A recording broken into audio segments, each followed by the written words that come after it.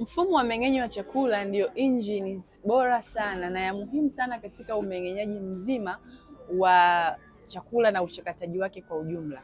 Sasa mfumo huu unapoathirika unaleta matokeo makubwa kwenye mwili, kwa sababu huwa unaathiri figo, unaathiri maini, unaathiri utumbo pamoja na viungo vingine vya mwili.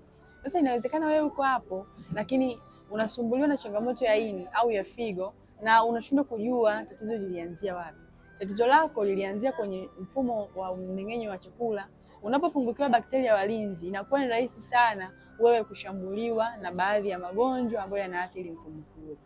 Niko hapa kukukumbusha kuwa ni vizuri kufuatilia aina ya mate unayotema, aina ya mkojo unaokojoa, aina ya kinyesi unachotoa, unakiangalia rangi yake, namna kinavyofanana, ni kigumu au kilaini.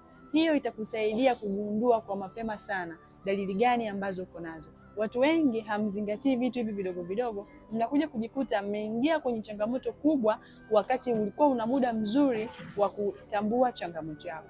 Share, like, comment na wengine wengi waendelee kujifunza zaidi.